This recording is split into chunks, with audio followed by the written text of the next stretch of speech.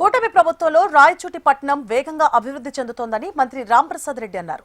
నూతనంగా నిర్మించిన సీసీ రోడ్లను ప్రారంభించి పలు అభివృద్ధి కార్యక్రమాలకు శంకుస్థాపన చేశారాయన. వెలగలు నీటిని రాయచోటి పట్టణానికి తెచ్చి తాగునీటిని సరఫరా చేస్తామన్నారు. పార్క్ నిర్మాణానికి 49 లక్షల నిధులు మంజూరయ్యాయని, త్వరలోనే గ్రాస్ ల్యాండ్ లో పార్క్ నిర్మాణం పూర్తి చేస్తామని మంత్రి రాంప్రసాద్ రెడ్డి తెలిపారు. ఈరోజు రాయచోటి పట్టణంలో సుమారుగా 1,16 లక్షల రూపాయలతో సీసీ రోడ్ల నిర్మాణానికి భూమి పూజ కార్యక్రమం చేపట్టడం జరిగింది. దానిలో భాగంగా రాయచోటిలో పలు ప్రదేశాల్లో ఈ కార్యక్రమాన్ని మొదలుపెట్టాం. ముఖ్యంగా రాయచోటి మున్సిపాలిటీకి సంబంధించి వచ్చే 6-7 నెలల్లోనే రాయచోటిలో అన్ని సదుపాయాలు కల్పన దిశగా ఈ ప్రభుత్వం పనిచేస్తూ ఉంది.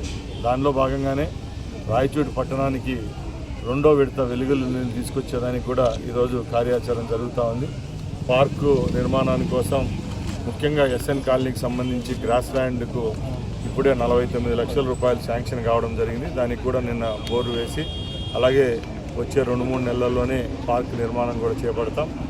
ముఖ్యంగా రాయచోటి మున్సిపాలిటీ పరిధిలో ఎక్కడైతే పేదవారికి ఇండ్లు కావాలో అది కూడా ఇప్పుడు ఈ ప్రభుత్వం ద్వారా ఇచ్చేదానికి సిద్ధంగా ఉన్నాం. టిట్కో హౌసింగ్ కానీ అలాగే గవర్నమెంట్ అందించే ఇండ్లకు కూడా దరఖాస్తులు ఇచ్చేవారు తప్పకుండా వాళ్ళ సచివాలయాలకు వెళ్ళి అక్కడ వాళ్ళు ఎన్రోల్ చేసుకోవాల్సిందిగా కోరుకుంటున్నా.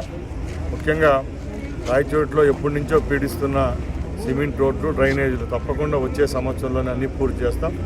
ముఖ్యంగా ఏదైతే ఇందిరమ్మ కాలనీ ఉంది గొర్లపల్లి దగ్గర అది, అలాగే మన తిరుపతి నాయుడు కాలనీ, అలాగే లక్ష్మీపురానికి సంబంధించి కూడా 3,16 లక్షల రూపాయలు శాంక్షన్ అవ్వడం జరిగింది. అది